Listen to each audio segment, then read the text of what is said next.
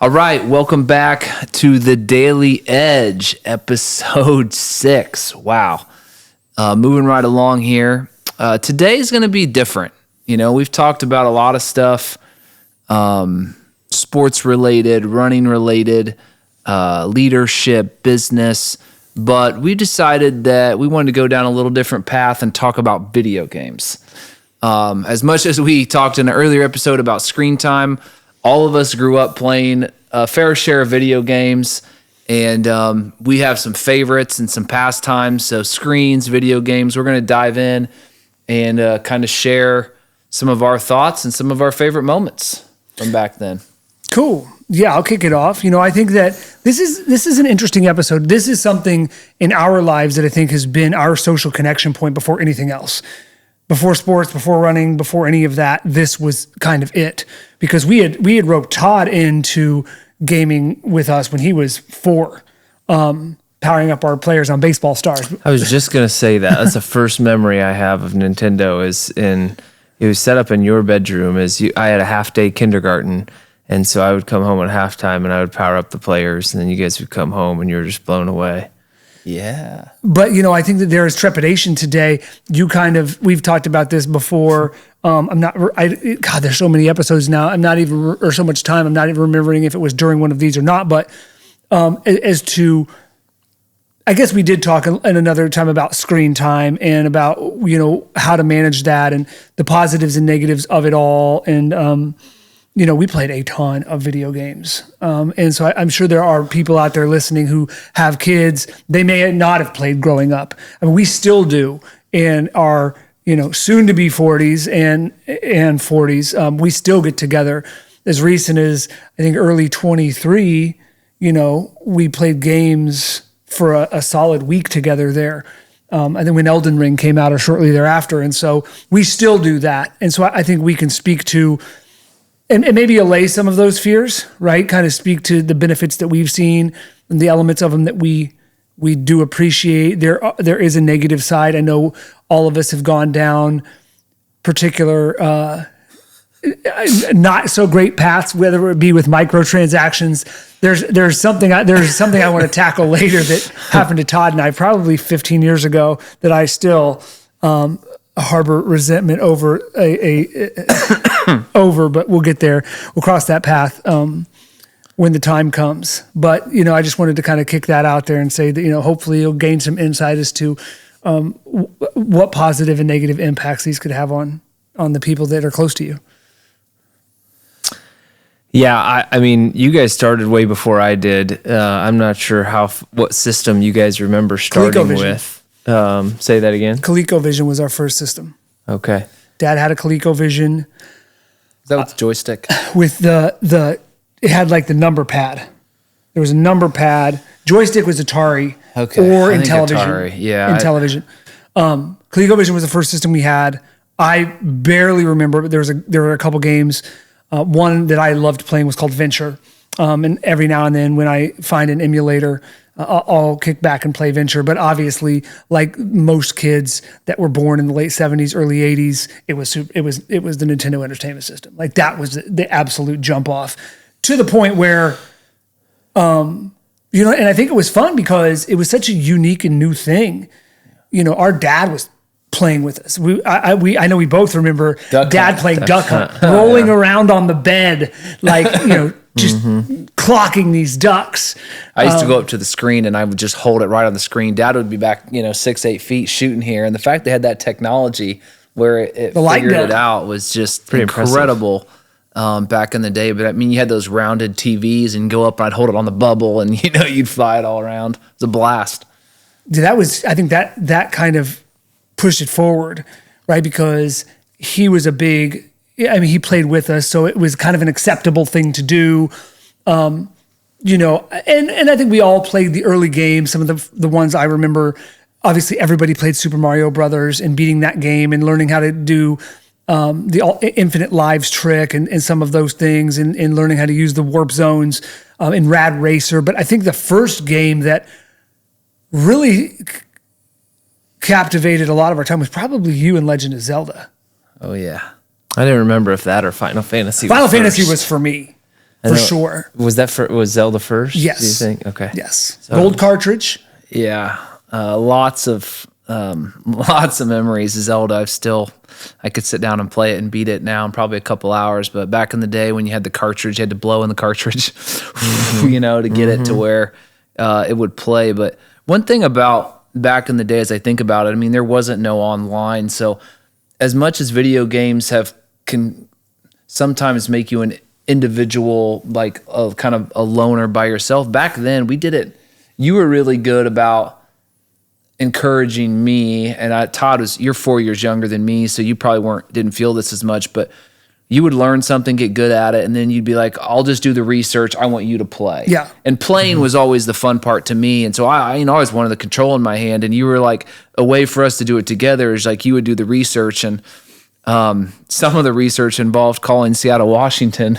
I still, it was probably 6 or 7 years ago. I don't remember it anymore, but I could still recall the Nintendo Power Classifieds phone number. Yeah, because that's how you had to do it. Yeah, you get stuck in a game, and so for those of you had Nintendo Power magazines that came out that had some tricks, but if you got hung up, there was a hotline.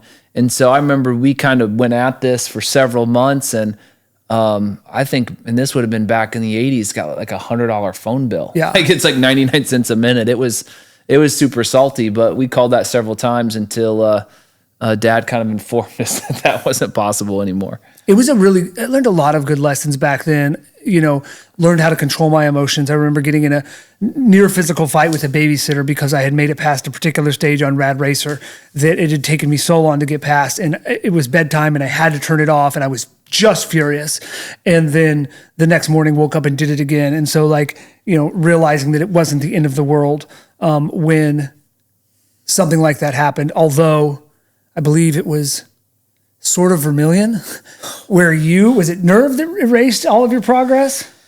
I don't know, man. There were some of those games that I remember early on where you could, I think the first building games were like Baseball Stars, Tecmo Super Bowl 3. For Genesis. Like those games. And then Zelda, you could save it, but man, if the game, we used to call it crapping out. If it crapped out, you could potentially lose everything. There wasn't a security of actually keeping it. So I'm assuming over the years we had several times where that became a reality and was quite devastating for us at the time, because you're just like, you put so much work into it and it's gone. Yeah, I do want to go back and kind of talk about early Baseball Stars, because like you said, with that being your first memory, I think we did that a lot with different games. And again, it speaks to what you said about me liking to do the research, you having the controller and actually executing the things. And then as we got older, you started to do some of that as well. But I think, even when you were 4, we figured out, so Baseball Stars was almost like, there were elements of it that were almost like a role-playing sports game, where the game came preloaded with a number of teams that you could play, but you also had the ability to create your own team. And there was a lot of hard work involved in building your team to this maximum level. It required, first of all, you had to go through this process of, goodness, I don't even know if I want to explain it all, but I will. One of so there were, just like in any other RPG game, there were like 6 or 7 different categories you could fill up. And one of the categories was prestige. And prestige was how you made money to buy new players. And there were these players that were $9 million or $99 million or whatever.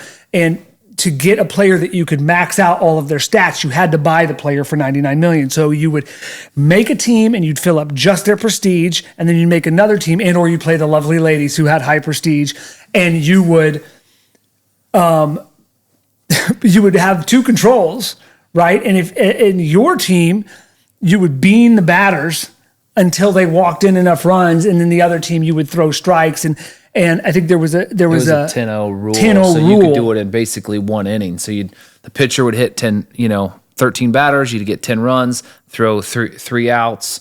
You would put the person on bunt and do a triple play, and then you would and then the next time you'd get 3 outs in a row again, and then boom, the game was over, and you got that $56,000 or whatever. And I think it ended up being 128 when you had everyone fully prestiged. And then you took that money, and it was $1 million to get a high-end guy, and then you'd have to buy $1 million player, and then you get a team full of $1 million players that then you'd have to go through the process of getting all that money to upgrade all of those players. And it was a grind, and we put you on that and just crushed. I don't actually remember any of that, exactly what I was doing, but I do remember playing the game, and I remember some of the screens. We've all been, I mean, there's been different times we've done fighting games and sports games, but something that you've always been interested in, and I think it kind of translated, is some more of the role-playing stuff. Like Zelda for me was an open world map, and you fought bosses, and you increased your hearts, and you increased your armor, and you increased the different things you could do. Each stage would provide a different, you'd have a different element. You could drop bombs, or you could shoot a bow and arrow, and just the building and the growth and the character, there was something about that was just always intriguing to me. I think we've carried that into, that's a positive that we've carried into life, is going through and building these characters and learning how to problem solve and get through challenges and figuring out, like, also though, going back to the, or similar to the baseball stars thing, but in the vein of RPGs, is the grind. You know, that often I think that's one of the things you wouldn't think, right? You would think it'd be beating this amazing boss or getting this really unique item. And the only time that I would remember getting a unique item is if we had to grind to get it. I mean, you think about Final Fantasy, that was a defining game for us, again, after The Legend of Zelda. Hall of Giants. For sure. Oh, yeah. It's probably from a life skill perspective, delayed gratification relative to the games today. Someone was showing me, they were playing Royal Match, maybe, if you've ever seen that, and he was on level 1,279. It's like, I mean, every time you play those games, it's like you level up, and there's like things like right there, like Keeps instantly within minutes you're getting. Whereas I feel like in some of the older games, whether it was Final Fantasy or whether it was Zelda, or even the future Zeldas, when we went and did all the Skulltulas, I mean, that would take tens of hours, like dozens of hours. And the delayed gratification, like you said, you learn to grind until, you achieved whatever you were striving for. I think we embraced that so much. I don't even think we knew. Again, I mentioned this in an earlier podcast where I didn't know until later in life kids would leave our house and go to tell their parents, like, these kids were on an entirely different level. And I didn't really grasp that until, because that was probably into my 20s when I first heard that. But I remember playing Final Fantasy VII, and I would have been a senior in high school or freshman in college, and we were recording our games on VCR tapes. And I remember we beat Sephiroth without getting touched. And to us, it just, we had ground, because we love to max level guys. And I remember showing that to somebody that was in my dorm, and their head almost exploded. And he took the tape and was showing it around campus. Like, oh my God, can you believe what these guys did? And that was normal. For whatever reason, we've gravitated towards that. I don't know what it is. We found out with our dad in his 60s that he has that gene as well, and is probably in his most recent gaming iteration put all of us to shame in terms of long-term grind. Oh my gosh. That's a whole episode on itself. Yeah, definitely. What do you guys, let's do a lightning round real quick. Then I want to ask the depth question. Top game from regular Nintendo. I have two: Final Fantasy and Tecmo Super Bowl. Zelda. Sega Genesis. Sonic was pretty epic. The first Sonic was... I would say one that I love that has a special place in my heart, that I love to watch Trent play with Super Hang-On. Oh, yeah. I put a lot of work into that. N64. 007. GoldenEye. Yeah. 10101. Yeah. Bond. PlayStation 1. Final Fantasy 7. That was one that had 3 discs. It did. And I don't think Super Nintendo. Yeah, Super. Come on. Final Fantasy 2. For sure. Idea and all Edge and all those. That was you have a probably Final my Fantasy favorite Final Fantasy. It was the red cartridge on the front. Yeah. That's probably my Which was actually all-time. Final Fantasy 4 in If I Japan. had to go back, I would say Nintendo for me was Super Mario 3. Okay. That was monster. epic. Sega Genesis, was that APTG? Yep. Arnold Palmer Tournament Golf. A lot Shout of out good to memories Faust. there. Sort of Yeah. Vermilion was pretty good. Super Nintendo was probably Killer Instinct for me. Oh yeah, Yeah. we played that heavy. Glacier. Oh yeah. Teenage Mutant Ninja Turtles. A lot of that. Yeah, Teenage Mutant Ninja Turtles was good. 64. Mario was really good for 64, but I would say Link, Ocarina of Time. Ocarina of Time.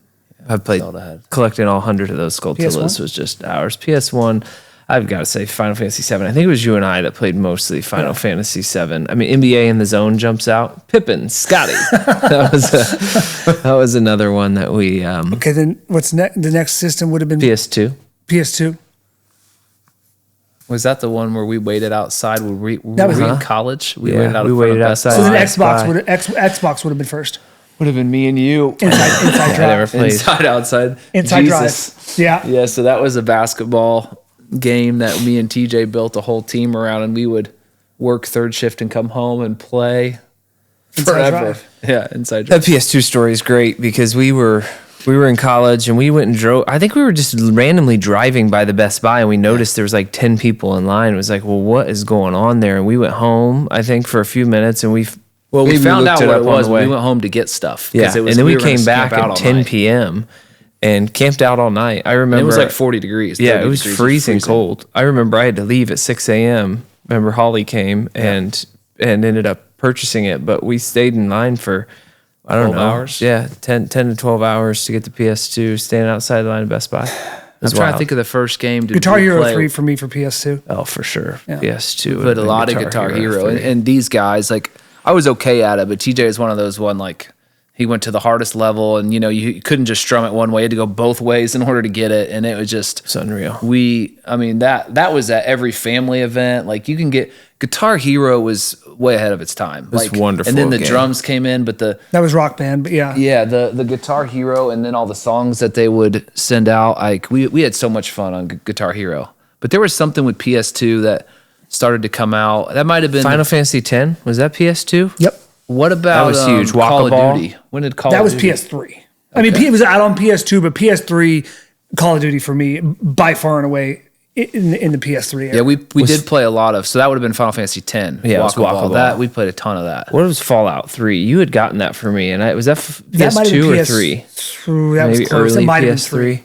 Yeah. You know, on Final Fantasy played a X, lot of the Fallout thing 3. I was That was thinking about, wonderful. like you said, we didn't just beat stuff. It was like Dominant. perfected Luna, to get her secret weapon, you had to dodge 200 lightning bolts in this field. And it was Yeah. like, there was this thing that would happen before a bolt would. And it was just like, and I can remember just hours and hours. There was this chuckaboo race that you had to do Yeah. where we had to get under a certain time. And we did it hundreds of times. The Emerald Emerald Machine, In the Emerald red- Monster in Final Fantasy VII. and the Red Yeah. Dragon. And then there was the Phoenix.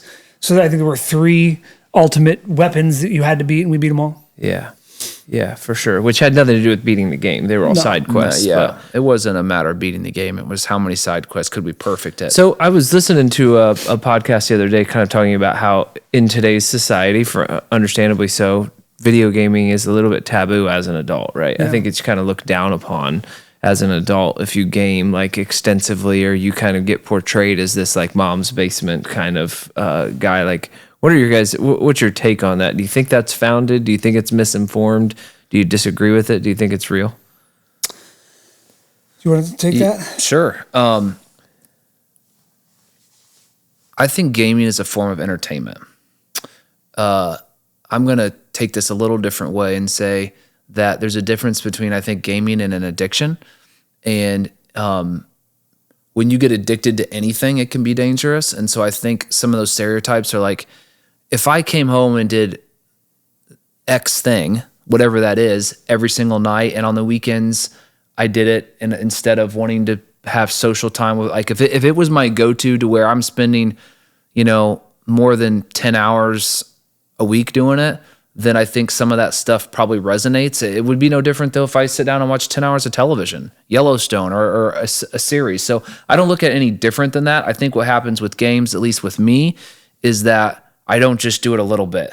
Like if I start, there was a weekend just a little while ago where the new Call of Duty came out. My son is an excellent first person shooter. And I'm like, let's go. And I don't stay up past generally 10 o'clock. And I looked up and it was 1:30 and me and him are playing zombies. And we did that for kind of 2 days straight. And I mean, we were probably 10, 15 hours in, and I got to share just something quick about the grind. So he wants to unlock every skin for every gun.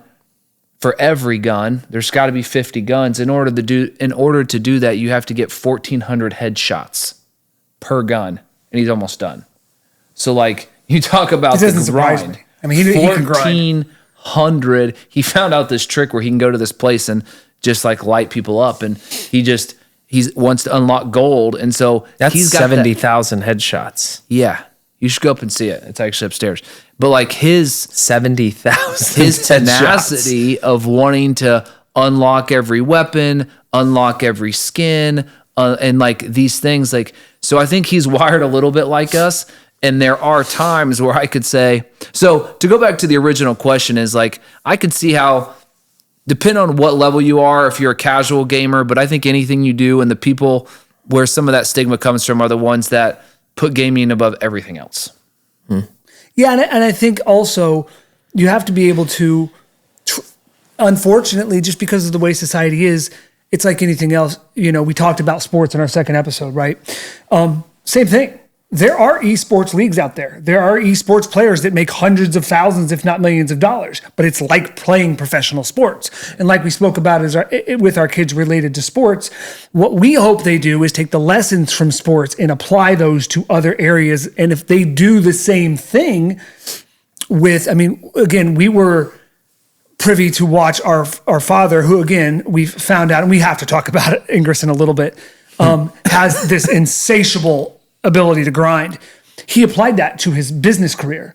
He worked at the same company for 50 years, and he started mowing the founder's lawn all the way up to owning the organization and growing it and selling it off before he retired. And I think that's applying that grind to other areas of life. So I think, you know, when it becomes problematic is when that doesn't transfer. You know, because I think there are areas of entertainment, all of the things we've talked about, sports being in entertainment in a traditional sense, like being an actor, a lot of those things a lot of those skills you can develop,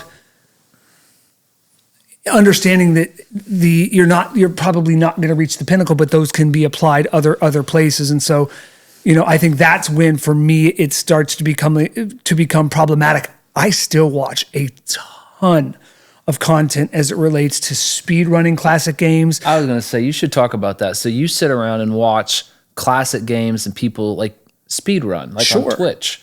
So like, talk about that a little bit, because I think there's kids today that like to sit around and watch people open packages. Yeah. Talk about the how you feel, and see, this is again where sometimes your head goes is like, I was going to say, talk about the productivity in that, but it's not productivity, it's entertainment.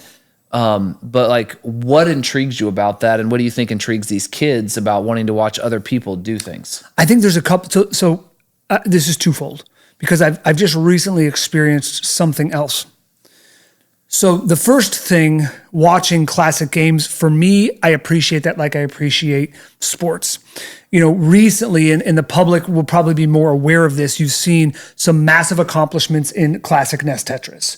I've been watching classic NES Tetris on and off, and not habitually, but I'll watch a couple hours a month, 2-3 hours a month here and there if some accomplishment or achievement pops up. But just recently we saw two massive achievements in Tetris.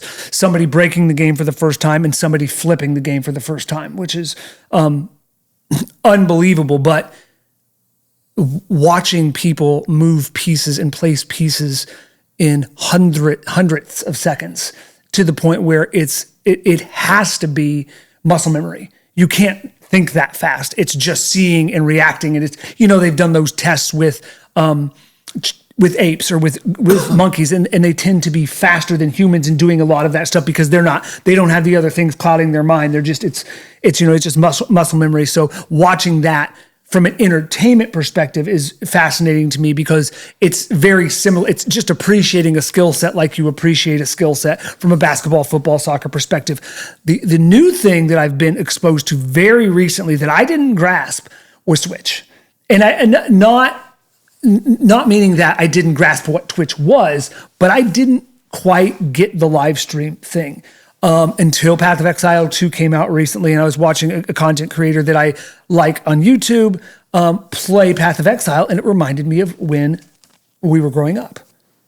Chat is giving this person suggestions on how to level up his particular character, what path on the evolution tree to take, or what type of character to play, or how to maneuver to beat this particular boss. So, it's not something that I would do on a regular basis, but I can see a glimmer of what we would do in person growing up in that digital environment. I think there are, it reminds me, you said what character to pick. We used to try and beat Final Fantasy with like all 4 white mages or just wild stuff like that. I think for kids, what's interesting, what I have tried to support certain games and certain gaming is I think that's going to be an important social connection point. I certainly am not getting compensated to play Madden, but we all know I played a lot of Madden growing up and got pretty good at it. And I remember in the dorms playing a ton of Madden, and like people would be coming down to our room at all hours of the day and playing Madden. And that's how I developed a lot of relationships and a lot of connections. And any more social skills, I think, are only going to become more important. One of these episodes, maybe we'll talk a little more about AI, but as AI gets more and more advanced and does more and more of the thinking for us, I think humans' role is going to continue to be more and more communication and relationships and social. And so I think that's a huge part of it that I think is good for kids. Now, I would say as parents, what's interesting about this is the relationship with your kids. So like you playing with Roman, like that bonding time, I think is super valuable because, it's his territory on his terms. I think that can go a long way. We've talked about that in prior episodes, having relationships for kids. So I think, again, when you have those more in-depth relationships, you spend that time together, put you in a better position to have conversations and coach them and teach them, in other areas of life. So I think that's a huge benefit too. The last thing I was going to add about some of the speed running thing is it's not just skill sets, but it's appreciating someone doing something epic, right? And the hours and hundreds and hundreds and hundreds and hundreds of hours that some of these people have put into these games, thousands of hours. Heck, if Roman got a headshot every minute, that's over 1,000 hours, to do that. Like, to appreciate the extent of those accomplishments is something to look up to, right? Whether that's for us or for kids, like that delayed gratification, the ability to grind at something, because I think that's what society is going to continue to get worse at, right? They said our attention span's less than a goldfish. I read that the other day. Like ours is closer to 8-9 seconds. I think a goldfish is 12. And so people's ability to grind like that and have a delayed gratification. And so I think that can be a good thing depending on what they're watching, right? Now, opening packs of Pokemon or whatever, I'm not sure, but like appreciating someone just literally mastering every aspect. I mean, you look at some of the speed runs on Mario, it is every, down Frame. to a 1/10 of a second timing, just pure perfection is remarkable. The other cool thing I'll add to that really quickly is for some of these things in the speedrunning community to take place, and just to clarify, that is beating a game as fast as you could possibly beat it. There are these massive community efforts. Like, I was watching one on Donkey Kong 64 the other day, and they've completely broken the game. But it's like some person on a random message board had like found this one part of the game and worked on how to clip through a wall, and they found this thing that saved 10 minutes, and it's dozens of people working together to find these ways to break the game, to beat these games in unbelievable times, and then practicing them for probably in a lot of instances, thousands, if not, 10,000 hours to get them down. I mean, it's really cool. I think one of the things that I'd love your guys' take on this, when we played a game, there was an ending, right? Like, even though we would beat the game, then we would go back and be like, well, we got to get every single side quest and we had this. But at some point in time, the game ended. And one of the things that I struggle with now with some of the gaming is like, all these games are set up for never ending. To your point, to that royal whatever, but even like, there's always a new skin, there's always a new release, there's always, they develop these games and you buy, and then they have the season, and then they roll out a new season every quarter. And so I can only imagine when I was a kid, if Zelda was infinite, I'm not sure I would have done anything else with my life. Sure. And so they're building and putting so much time into these different games and these characters, and they continue to release stuff to continue the dopamine. So how do you guys process that? Do you think that's dangerous? Do you think that's a good thing? What are your thoughts? I think that we're seeing a little bit now what we've seen in other areas of society where there's finally, I shouldn't say finally, because it's been happening for a while, but there's pushback on that. We spoke earlier about getting as much as you can out of something for as little effort as possible. The whole microtransaction thing, EA has been lambasted over the years for certain different implementations of microtransactions. I forget what game. It was one of the Star Wars games, and it was just egregious. It was just absolutely obvious that it was ridiculous. And people pushed back hard and the game didn't do well. And I saw a video the other day, I didn't click in it, but it was something to the effect of people don't want AAA games anymore because all of the AAA studios are these massive conglomerates that are publicly traded that need to hit sales goals and need to hit numbers. And so their entire businesses are based on abusive microtransactions. And then you have a smaller team like the Path of Exile team I was talking about who release a game for $30 and has no real meaningful elements in it that are pay to play. And people are clamoring. And it's one of the biggest releases of, so far, it was the biggest release in 2024, right? And there are some elements where people are upset, but you definitely are seeing more criticism of the games that are microtransaction heavy. But I agree with you. I mean, I said it in an earlier thing. I felt, I never understood skins, but I've played games and I'd love to get some because you did it with Clash of Clans. You didn't do it with that Simpsons games that you got really good at. I think you were number one in the world at some point, but I have a problem with BeatStar. Right? BeatStar is like Rock Band, but it's a tap game and there's music. And every time I hear a song that I like, I need to get it. But to get it, I have to buy the season pass for $9.99. And then I want to buy, but I want to play the songs. And so unlimited play is $5 a week. So I've already spent $15 or $10 for the month for the pass and then $5 a week. So there's $30 a month I'm spending just to play the songs I like. And then there's the gym element, right? And to unlock other songs that weren't part of the monthly ladder that you play on. And all of a sudden you're paying $40, $50, $60 a month because, they figured out how to extract that out of you. And that's what's horrible is it's not just the time, but it's like any game that you bought up until, I don't know, probably 15, 20 years ago, it was a purchase. You purchased the entire game. Yeah. And sometimes there were add-on packs or whatever like that you could buy for $10 that gave you another 50, 100 hours of playing. But it was like, and it's not just the time, now it's the money, right?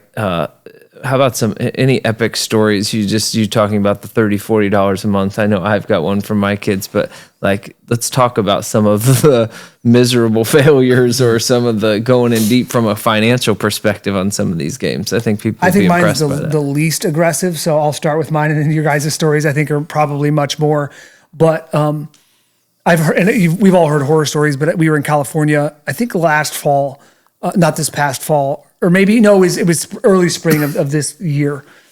And just hanging out, and I opened up one of the credit card apps or banking apps, and my son, who at the time was 5, had spent like $140 on V-Bucks to buy Fortnite skins. Or something crazy like that, because he was using my account and I forgot to add the extra password. So, I would say that is, there's obviously instances where they figured out how to buy Robux, but nothing super crazy other than that one for him. Well, I'll go after that. I had a similar experience with Oliver when he was 6. This was 2 years ago. We had lost track of the bank account statement for a couple of months and logged back in there, and he had racked up $800 in purchases on Roblox. And I don't know how it got unlocked or what happened, but I have just about had a complete panic attack. And I remember Jenna filed a dispute, and I think we ended up getting maybe half of it taken off, but he had racked up $800 in just, frivolous, nothing of any material value whatsoever. Quick. Unbelievable. And they've probably spent 300 or 400 on Madden legitimately over the course of the last few years. Now that's over time, but Clash Clans. Well, I'll tell that story. First, I'll go into, my oldest, he plays first-person shooters, and so anytime he's got any cash at all, he'll come in and he'll give me a $20 bill, and he'll be like, yeah, I just got something new. So just this last week, he spent $40. He's paying for most of it now, but he has spent a fortune on his games over the years, all the games he'd played. But so my big story was Clash Clans. I started playing this game. It first came out, and I was grinding out, but it was just so hard to like get further. And so I started with the 1999 packs, the gems, and you could speed stuff up, and I kind of getting used to that. And then I'm like, oh man, you can get a much more value for the $99 one. So you had the $99 packs. I don't know what happened, but I think a few weeks passed, and I think I was $2,000 in. I had everything. I've upgraded everything to the max. My walls. I was winning these battles. I was deep. Then they started releasing new stuff, and then it was like the further you got, the harder it was to advance, and so the more expensive it got. And luckily, I ended up quitting cold turkey. I don't know if it was my wife that got me to quit, but I was a couple $1,000s in on that one, and luckily I haven't taken that plunge since. That's impressive. You would consider yourself, I think, a thoughtful person, right? You're not like someone that's like completely getting taken advantage of, whatever reason. And like, there's something to be said for how good companies have gotten at just kind of neurologically hijacking you and getting you to spend, someone of high cognitive capability spend those kind of funds. They've done a fantastic job. You see the stories of people over in Asia, I think Japan specifically, that spend hundreds of thousands of dollars on microtransactions and that live in internet cafes because there's nothing else, or resort to selling in-game items. I know they've eliminated a lot of that in recent history, but there was a huge black market at one point in time where people were getting on eBay or other marketplaces and selling in-game items at World of Warcraft and things like that, and loot crating. And it's a very interesting thing. And we go back to talking about the status game. Like in a lot of instances, like you get sucked into that rabbit hole, and that becomes your drive to have status in that community. I think that's important though. So where I think it's getting dangerous, and at times for me, is like when it becomes your identity, or it becomes what I hope my son and all my kids find I think relationships are the most important thing. And they find all of that, and that video games is entertaining. It's a thing that they can connect with others on, that it doesn't become the focus of their life. And I think if you're not careful, it can. It can become, because it is so addicting, it can become the focus of their life. It can be something that's all they desire to do. They get home on Friday night, and it's not, what are my friends doing, or let's go do this. It's like, okay, I'm ready to pull my 8-hour shift, go to bed at 2, get up tomorrow, do the same thing, and log that 20-hour, 25-hour weekend. And it's all about the skins, and you're growing, and you're getting that satisfaction, right, as a person that you may not be getting. It's harder to get acceptance and satisfaction from humans these days. Really easy to get it from video games. Mm-hmm. And so that becomes a desire, and then you do that long enough, and then I think all of a sudden you're like, you don't have any connection to people at all, and then all of your meaning is tied up in the game. And then all of a sudden you're like, you kind of fall out. So I think there's some dangers in that, and I haven't figured out how. We've tried to limit. I'm not sure that any of my kids are going down that path, but I think that's a fear, right? Of making sure that they have a balance and that it just stays a form of entertainment. Yeah, I wonder how we've all had those points and times in our lives, and I wonder how we've come out of it. If I say favorite PC game of all time, Age of Empires too. Right, no question. We drilled a hole in the wall to connect our computers at Purdue. Mm-hmm. We played it on the Purdue network for a long time. We snapped out of that was just because I was doing really bad in school. I needed to go to class. Yeah, but similarly, when you moved out, I was playing And with Call of Duty, very similarly, you know, when I was in the nightlife industry that we talked about a little bit earlier, that afforded me the opportunity, once we built that empire over a couple of years, that afforded me the opportunity to play 8 to 10 hours a day. And one thing I don't think people understand that aren't heavily into video games is to be at the upper end, at the upper echelon of competitiveness, especially in first-person shooters, especially in RTS games like Age of Empires. You have to play 4 to 6 hours a day, or you'll lose that reaction time that you need to be great at those games. Yeah. So it's this really, it's kind of like we've talked about in a number of these episodes. It's like, man, it does help you a lot from a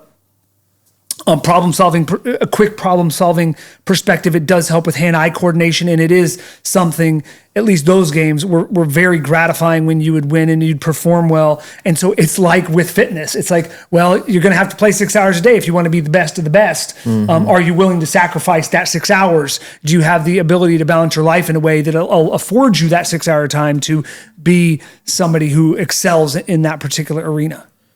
Where do you think it goes from here? Like, let's fast forward 20 years. Virtual reality has started to come out a little bit, and I feel like there have been times where it has, it feels to me, and I haven't really gotten into it. I haven't bought any of the VR systems, but it seems like they're kind of hot and cold. It's a novelty, I think. You put it on for the first time, you're like, whoa, you know, because it's gotten so much better from the old, you know, you put your Samsung device in a piece of cardboard VR to the original, before, God, who was it? Was it before Facebook bought them? But anyways, the original Oculus. Yeah, the original Oculus, and then to the MetaQuest 2, and now the 3, and have you seen some of the new ones? Have you tried them on? I've not tried anything later than the 2.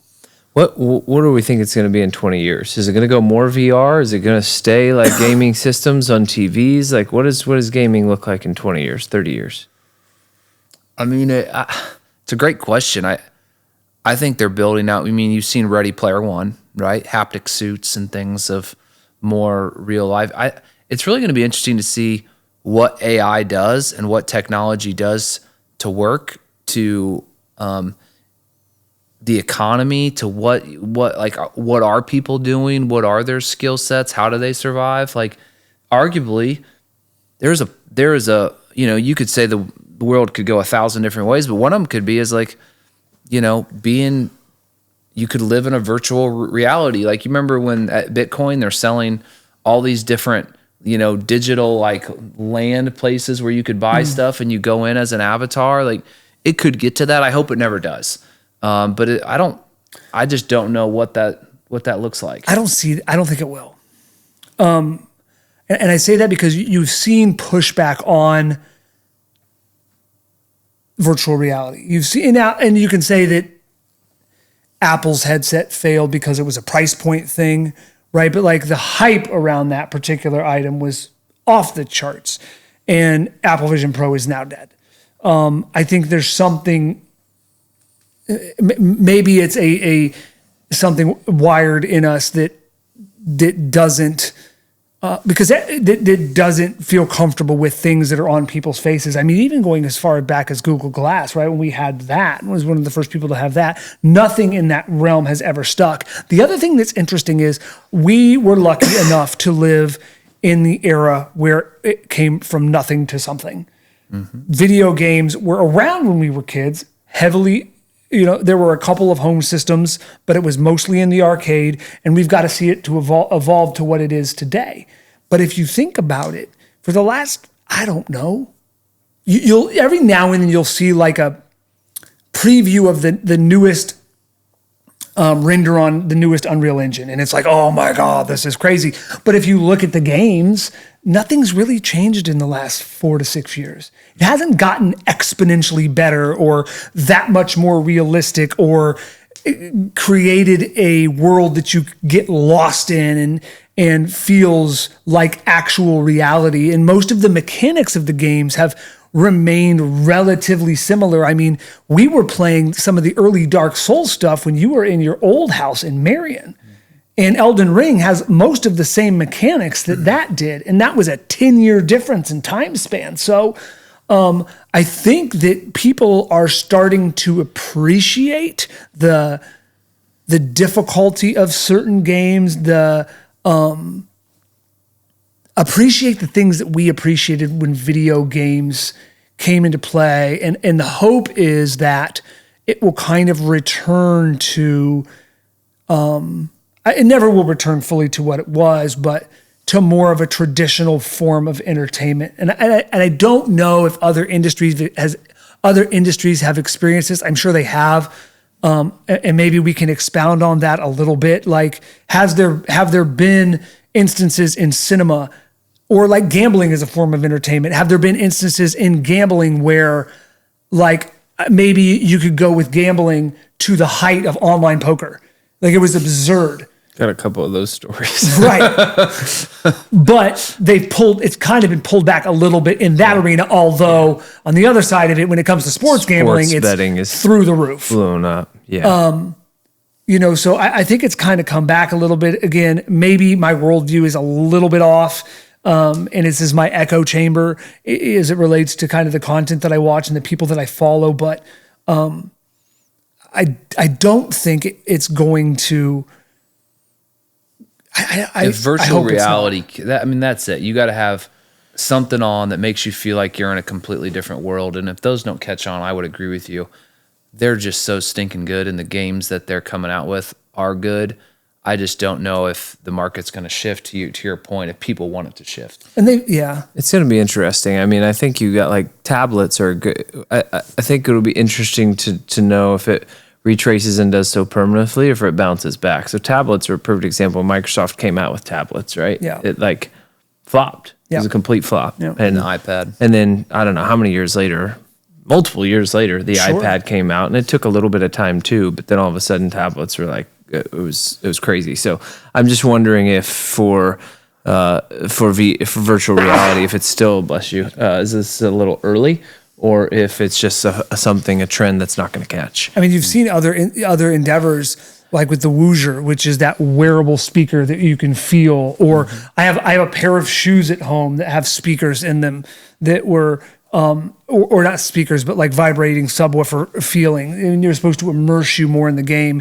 And I don't think any of those products have ever taken off in any meaningful way. But it may be something that's just too early. They were with the Oculus, or I forget which version it was, but they had a deal with the NBA ticket where you could like put them on and you'd be sitting in the arena. Yeah, that was dope. Yeah, so there's been some things, and I could see like concerts, like, so I don't know where they've gone with that because I haven't played much in the VR. We just charged it back up. I think we got the version last year. We haven't got a new one yet, but I limit that because of the kids and the visuals and the ages. But my kids they'll take any device or screen they can get their hands on as long as I'll let them.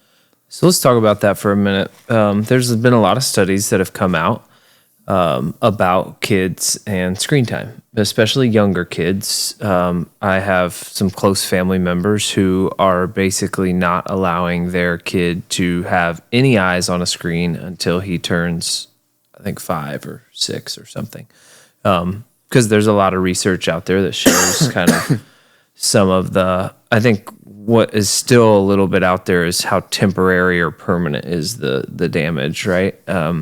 But I know for my kids, when they play for multiple hours, and particularly if it ends a little too abruptly, sometimes it can end smoothly and they can transition, but I would say that's the exception.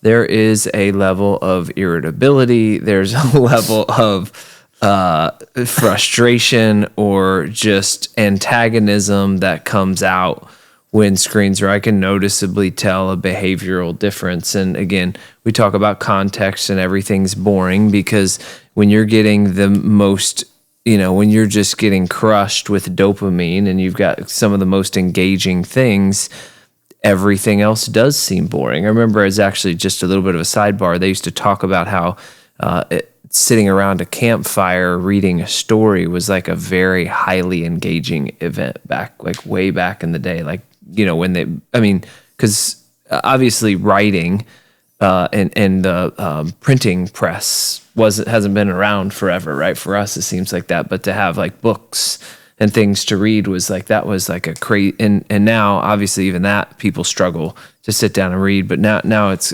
continues to escalate, right? In terms of is it dopamine desensitization? I guess is where I'm going down that path, and so that piece, and then the irritability of it, like. What have you guys seen with your kids, and like, are there certain limits that you've kind of seen where like they only play for this long, or at certain ages, or like what do you observe, and what are your thoughts on that? Well, what I'm noticing is for me, for my kids, I think it's, especially the older girls, it's more about the social connections that they've made in the game. Like, it's crazy for me with Miles. Miles watches probably more than he should, but when I say, Miles, turn it off, no fighting, just boom, done. And obviously we've talked about, he is in 5 to 6 hours of sports a week on top of it, so there's not a ton of time. There just isn't time in the day for that for him. But there's really never any fighting. With the girls, though, on the other hand, it is a social thing for them. They will join games and play Fortnite with a lot of their friends, or Roblox with their friends. And when they're asked to get off those screens, I do get a lot of pushback. My middle child is probably the most temperamental. She's kind of temperamental regardless. It's more along the lines when friends are involved in an online gaming experience, but she doesn't want to turn it off, period. And Kay, again, she'll turn it off right away. If I walk into a room and she's on the phone, it's time. She tosses it to me and I put it on the thing. But if there's there's other friends involved, then it's a little bit more. But we were like that. Get off the phone at night.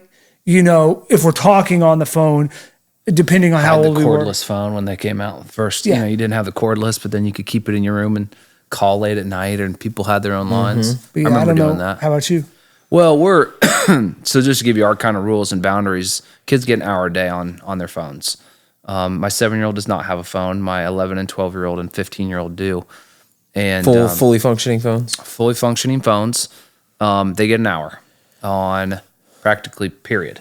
The only thing, the exception to that is they can text and they can do those weird video calls with their friends. So you have that set up a screen time limit, like it shuts down after an hour? It just blocks. So they're all iPhones, and it just collapses everything and anything outside of text messaging and calling. Because, like, again, it's their way to communicate and connect, and I'm okay with that. So they'll sit on those random calls with 12 people on a video chat and sit there and like look at each other and whatever. 25-person group texts. Yeah.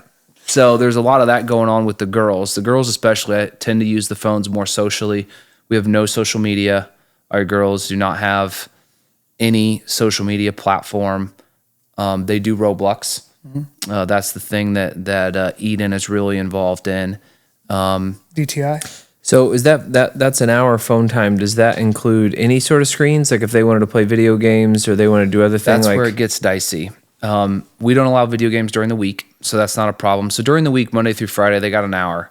And what happens is when they're done with that, they'll go sit in front of the TV and watch anime, or Isaiah's figured out he can get YouTube Kids on the television. So Isaiah, the 7-year-old, he does not have a device, but he constantly steals any phone he can find, and he'll go hide somewhere and watch YouTube Kids. He's into Mr. Beast right now, and he would love to play Fortnite. I haven't really let him. He does play video games, and he's got into the Zeldas and some of the other ones, and actually is pretty good at that stuff. So I've been more lenient with my boys. Roman he's under the same thing though, because I was finding that as even a high schooler, he was spending 5 to 6 hours a day on his phone.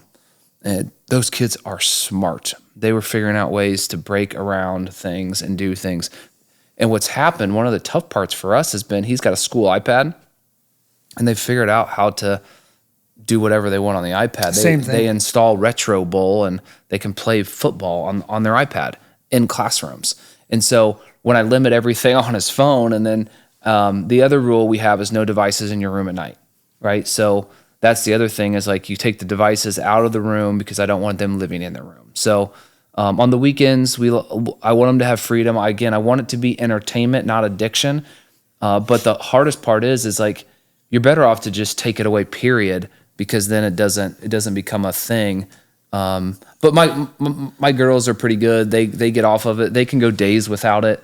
But there are times, and especially when you come off of a break, like we're getting ready to go in to break, and they're going to have more access. Boy, by the time that's over, it's going to be a nightmare. I find that is also the case. I mentioned, I think in some other episodes, we've had to do some detoxes, and it's so much easier because there's no negotiating of like how much time, or we don't have the limits set up like in the devices. So it's like, did you set a timer? Did you not? Or hey, I didn't use all my time yesterday, so can I use more time today? And hey, it's it's raining outside, I can't go out there. Like, can I have more? Like, there's just so much debate and negotiation and like stress I find with that. If it's just not there at all, it's like a horrible couple of days to get there, and then like generally forget about it. We've loaded up their schedule so much for us that balance kind of happens naturally. They just don't have time. I mean, what is today? I don't even know. But I think today was the day, or yesterday was the day that my middle kid has 2.5 hours of practice. And so she goes to cheer at 4:15 and she gets home at 7:15. The problem's already solved. Yeah. Like at most, and she eats dinner when she gets home. So at most she has 30 minutes of time on her phone. One of the things that I've always been curious about is social adaptation with extreme screen time removal. When I say extreme, I'm like, my kid isn't going to touch a device until they're 14, because you hear about that. We've had to fight it, and I've been happy with it actually. My kids same. They don't have any social media. I think they have it's called Coverstar or something, or Coverstar, and it's kind of like YouTube Kids, but it's a kids only platform. You have to be under a certain age. And did you take YouTube Kids off? Do you allow your kids to have YouTube Kids? Yeah. Well, I mean, my kids actually have a restricted version of YouTube, so they actually have full YouTube, but it's for 13 and under. So you can set that up now. And so, but again, like Miles watches it on the main TV in the main room. So we're always conscious of what it is that he's taking a look at. And most of it is like Mark Rober stuff and Mr. B stuff and things that are pretty highly produced and that have some type of inspirational message or something to take away from it. Rober's into engineering and solving problems and things of that nature. But I've always wondered, will there become a point in time, we've dealt with it a little bit because my kids don't have social media and they do have friends. Again, when you're at schools that are this big, there are going to be parents that get their kids, and it's everybody's prerogative. Phones at 7, right? There's a kid in Kay's class who has a new iPhone 16, he's 10, that have full-blown unfettered access to phones and all social media at all times. And, I had the conversation the other day about TikTok. Dad, I want TikTok. All my friends are doing these dances, and this was at a birthday party overnight, and I don't know the trends, and I don't know this, and I don't know that. And that's real. It is. And it's like, oh, well, I'm sorry. Tough. But there is an element of that social connection of like, our girls deal with that from time to time, where it's like, there's these things that certain girls know and they don't know because they're not watching those things and doing those things. But it's a real thing when you have different levels of parenting happen. And to your point, it doesn't mean one's right or wrong. Like, I don't want to say that we're doing it right and someone else is doing it wrong, but it does create a social disconnection for people that are having different experiences, because there's an unrelatability based on what they're watching. And so like, oh, did you see that thing, or did you see the new dance? And like, all of a sudden they feel left out. And it's tough as a parent sometimes, right? You're like, man, I don't want my kid to feel left out. But ultimately, I think the negative thing that some of those platforms do, and some people are more impressionable. I would say my middle kid, Kennedy, is more impressionable than any of my other two. They normalize behavior that's not, if you get down the wrong rabbit hole, they normalize behavior that isn't normal. Like YouTube prank channels and people making, like, one of the things that attracts lots of views, and this is something that's interesting, in your teens and 20s, I think for us, God, this has gone kind of off the rails, but, we social media kind of came into play for us. I think Facebook was when you guys were in college. I didn't even have access to that. For me, it was MySpace. Like 05. Yeah, and so for me, it was more MySpace leading into that, and then whatever before that. But like, I'll kind of say where I'm going with this. The people who have, when we were in our early 20s, we were much more vocal. We would get into these Facebook arguments with anybody, and it was you and I did it. We all would do it, where we would just build out these, kind of like in video games, these just meticulously well-researched, every point and counterpoint was laid out, and we would eviscerate people and just take absolute passion in how cutting we were with our verbiage and our messages, and over time that subsided. But you see that the people that get attention in social media are still those people that are really outspoken, that are really aggressive, that are not afraid to say things that are controversial. And I think with the kids seeing that and being exposed to that, this is kind of the negative side of it, is that becomes normal. Like, oh, I'm going to call her out because that's what you do.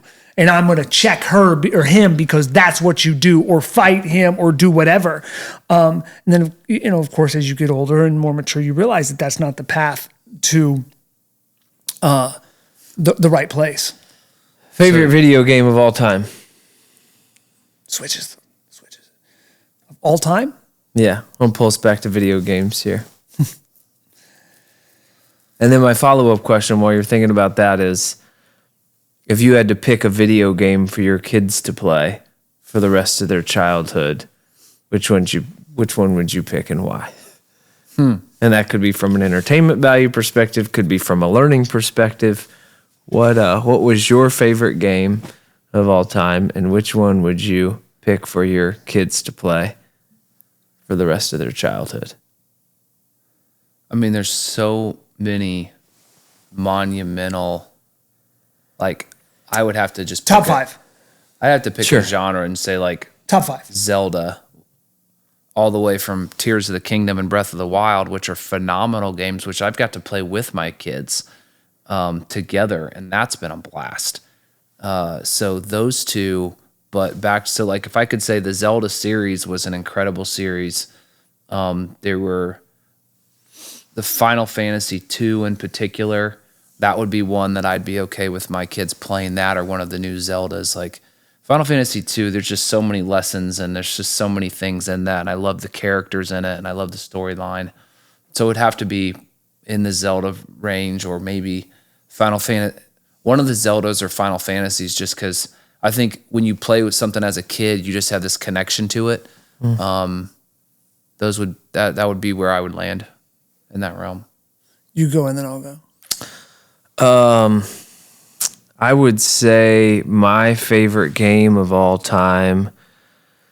This is really tough because I'd say it's between two. Final Fantasy 7 and 10 in particular. I feel like we played more 7. I feel like we played more 10 in college, those two. But Madden is right there.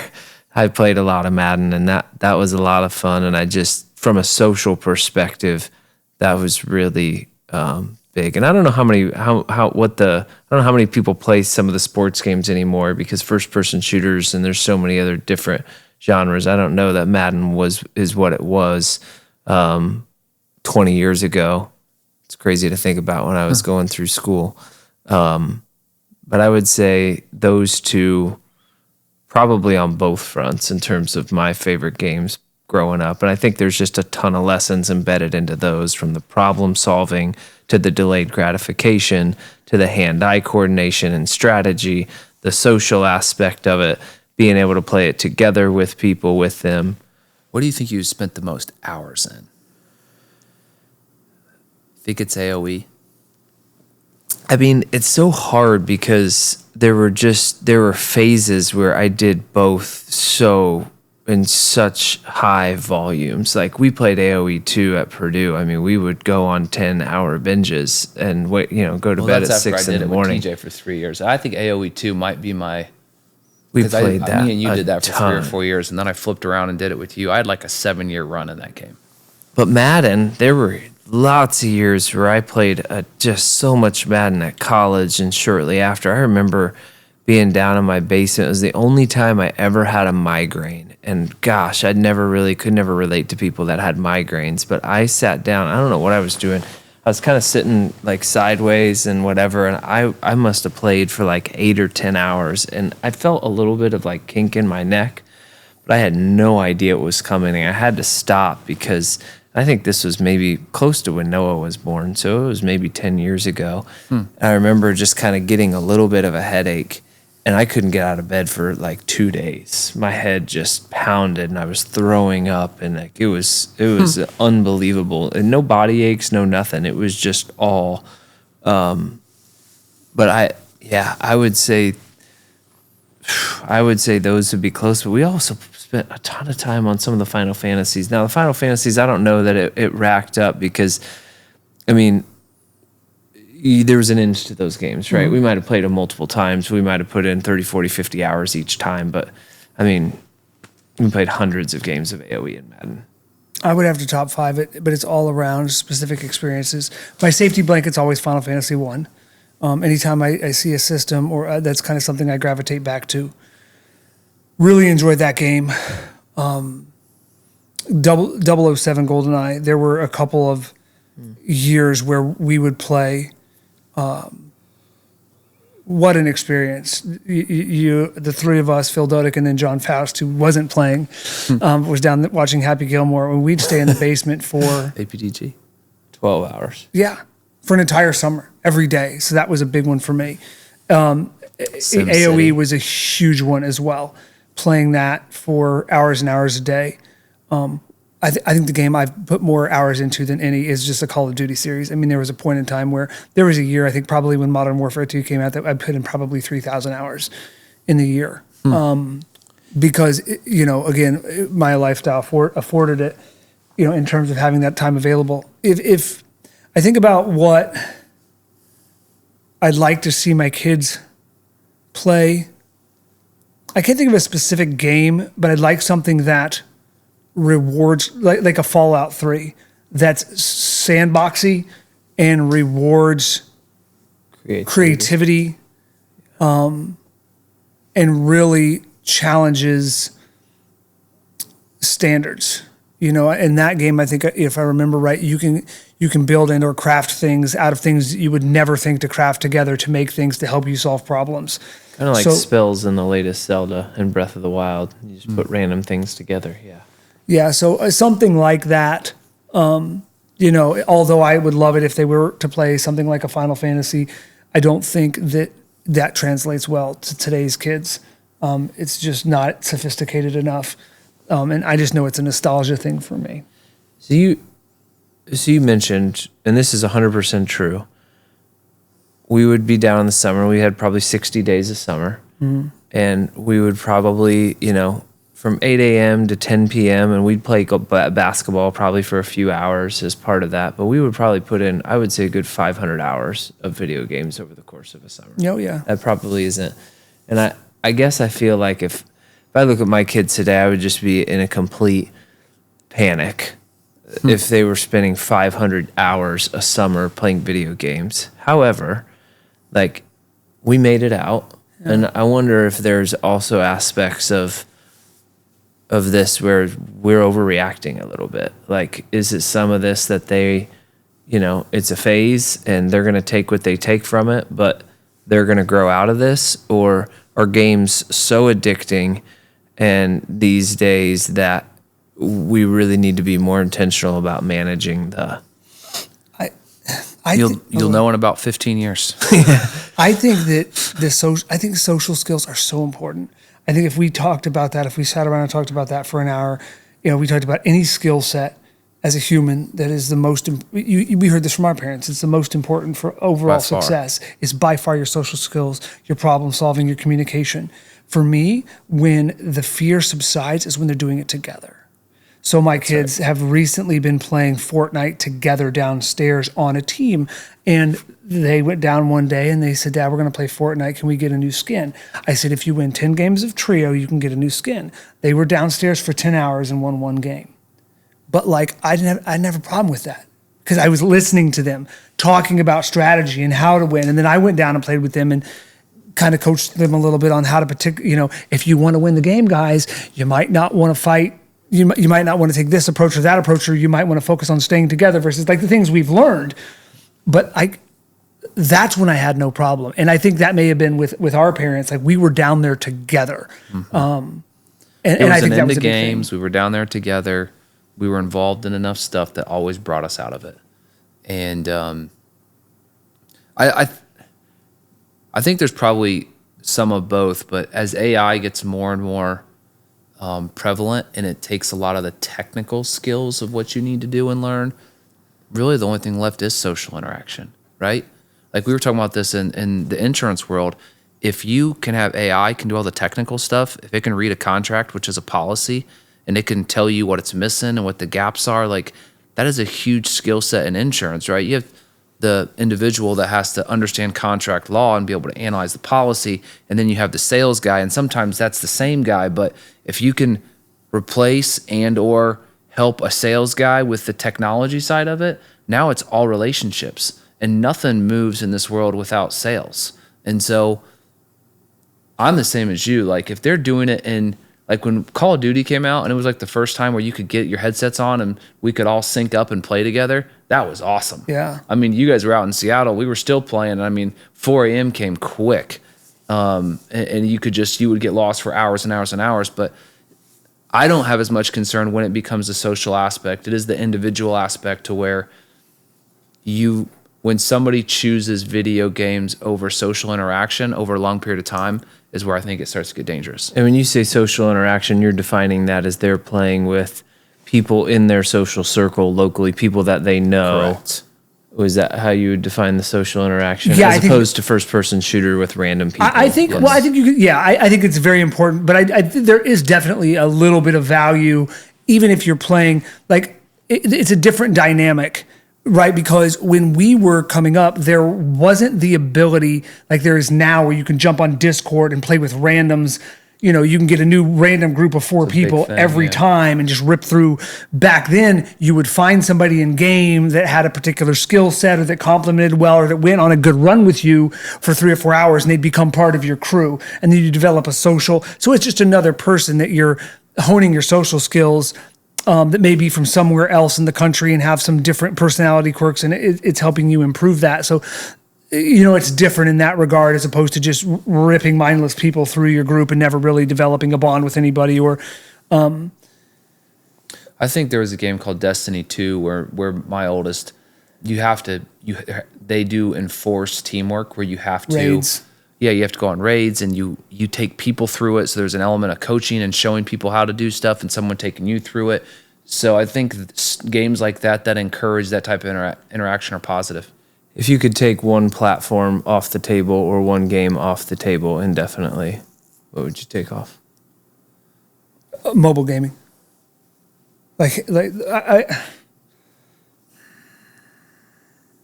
I struggle to validate. In other words, what's the television worst? versus YouTube versus video games? We talked about this a little bit, but like to your point, well, if you limit their phone, but then they go straight to the TV and watch cartoons or anime, like which one does the most damage? I think you said this earlier. I think the shorts, regardless if it's YouTube shorts or whatever it is, those things, I think the attention span, they crush it. I think that's when the kids get more irritable. I think the video gaming a lot of times is skill. So I would say if I eliminated something, it would probably be like YouTube shorts or some form of shorts that the kids got involved in. Roblox would be, there's some positive stuff in there, but there's some weird stuff that happens in that game too. Yeah, I have one. Most catastrophic video game experience. Like something that happened, you lost a save file, you got beat by some. I have one, but I'm going to go last. Most catastrophic. Something you remember that just hit hard. Well, I will just tell my party poker story, even though it wasn't a video game story. It was an online poker story. I can't think of anything unless one of you remember. But I remember going to school, would have been my freshman year. I think it was my freshman year. And I had a certain amount of money for the semester, for the entire semester. I think I had $700 maybe for the semester spending money that mom gave me up front. And I would play party poker on occasion. We played in the summers, and I would put in $50. And Pocket ones 4 and 2. What's that? Pocket ones 4 and 2. That's right. That was a good hand. I would put in $50, and if I lost, then I would be done. I always was pretty good about setting limits.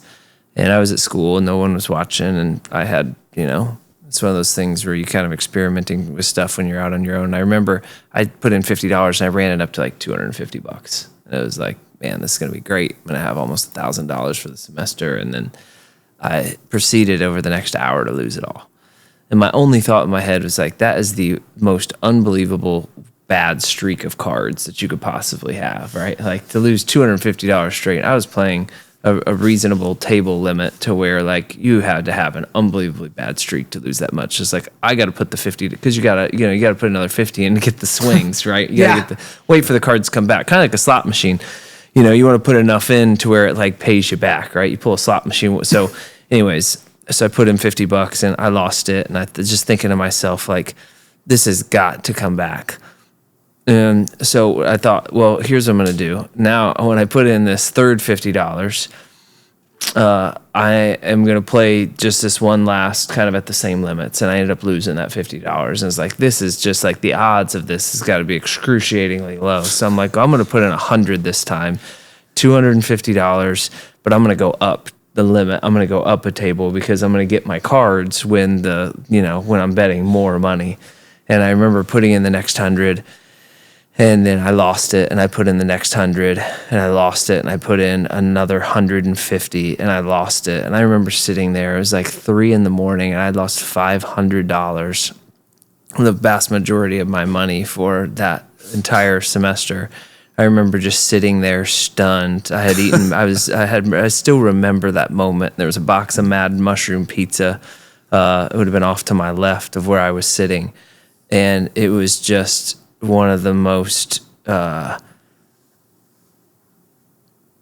eye-opening and like sobering experiences because I had lost 500 real dollars. Like never have I had ever, we had grew up not with abundance of excess, but like we never had to worry about financial. And it was the first time that I realized that like I'm not in a play world. Like I literally just lost $500 and I've got to somehow survive on $200 for the semester. It was a travesty. Got something?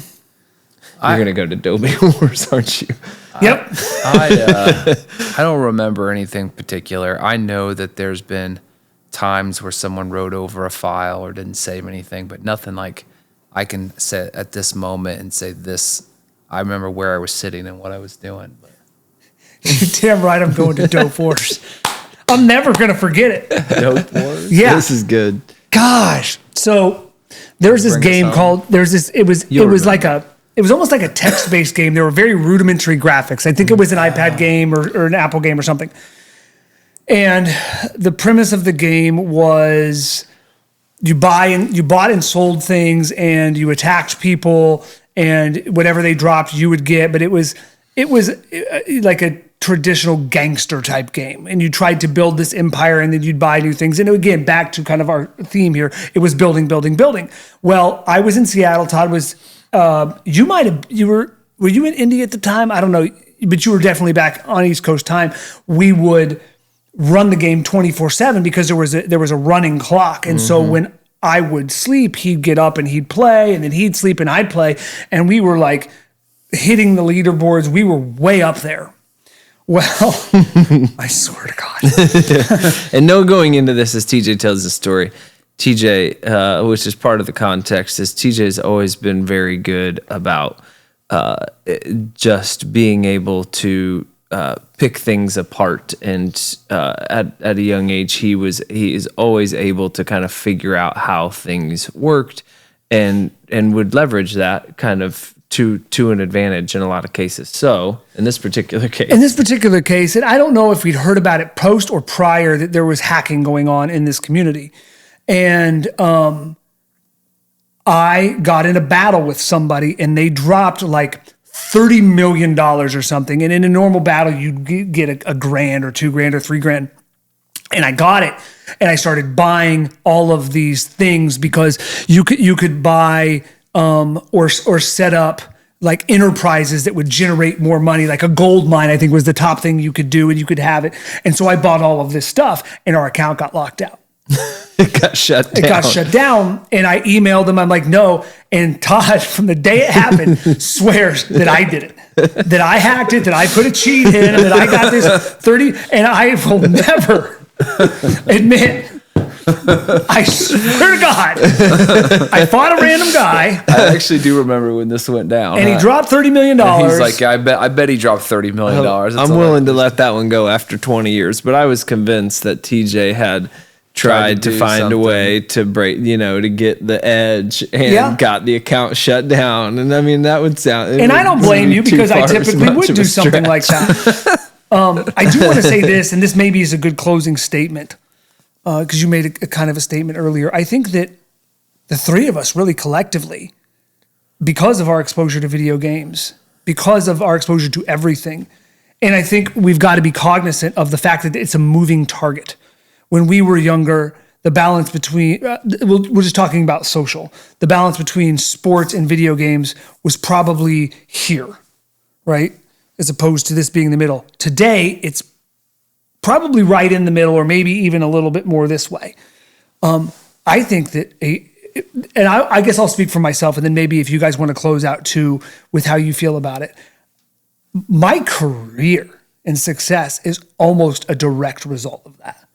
The ability, my entire skill set is the ability to translate the technical into the sales and or layman's terms. That's what I do. Like, the exposure that we got to the types of people, the technical skills that we acquired solving problems in those realms, things that we learned about that technology, just as secondary benefits, right? Building the computers to play Age of Empires on. But for me, that skill set combined with the skill set that we learned in sports and in other things, and the blending of the two, and being able to talk to the technical people that we've talked about may at some point in time in that world or now be considered the basement nerds, and talk to the people that were the stars of the sports team and blend those worlds. For me, I think it's invaluable. And whether or not it was an intentional move by our parents, I think that that's something I'm forever grateful for. And so I think about that when it comes to our kids. I want to make sure my kids have enough of a blend that they can handle both sides of it. And now we could spend another entire podcast going deeper on our social exposure from a cultural perspective, but keeping it relevant to this particular conversation, I would say that it was a real positive thing. Yeah, I would point out 3 things that I would say are probably real positive things that stuck with me out of that. Delayed gratification is certainly one of them. I would say the problem solving is another one, because you were put in some very abstract situations and you had to explore. But I would say probably the number one thing, if I had to look back and really unpack it, that I took from our gaming is the standard of excellence that we set. We set a standard of excellence. It wasn't just beating the games, it was dominating them and perfecting them, that I feel like I directly carried into other areas in my life, personally, academically, and professionally. I feel like there was a part of me that enjoyed so much that satisfaction and gratification, albeit delayed, when we achieved that very unique, rarefied air, that I tried to maintain that. For me, I think the biggest thing, and you touched on this, T, is like it did create some relatability. And I wouldn't say that video games was all of it, but the thing that's been beneficial in my life is the ability to relate to everybody. There's something that happened in my childhood, whether it was where I grew up playing basketball from a sports perspective, the video games, and like you talked about it, Todd, where you're at college, and just your ability to connect to people, right? So when you base a connection, why long distance relationships are so hard, because you run out of stuff to talk about, right? Because you don't have that daily connection. But when you figure out different ways to connect to different types of people, video games was definitely one of those. And you can relate to people, and you can have a conversation with someone that maybe currently, games all the time. We have people that we work with that love to game, and we can have conversations, and I know what they're talking about. So I think there is a benefit. You guys nailed on a lot of good stuff there too. Very cool. We didn't talk about our dad's Ingress playing, but maybe we will do that later.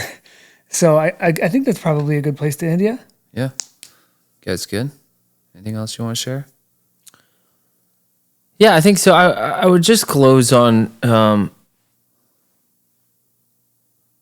for me, what can be a little bit complicating with the video game piece is like we've incorporated a sliver of spiritual into probably each episode, and I think for me that's the other thing that I kind of stumble on when I think about getting back into video games and some of the things I learned and the worldly success and those sorts of stories. Like I do find myself trying to fit it in the spiritual realm as well. Where can that fit in that? So we could maybe leave that one unanswered, but I think that's something that I am still pondering. Well, really good discussion. Thank you guys for your insight. It was fun to reminisce about the old days. And hopefully all of you got something from that. I don't know, I think we all struggle with how video games have either impacted us. Struggle is probably the wrong word, but how video games have impacted us or impacting our kids, how to navigate it, the things that we worry about. I know we got into screens there a little bit as well, but ultimately we are all sitting here as functioning normal human beings and played a shit ton of video games. So appreciate you guys coming by, and that's a wrap for episode 6.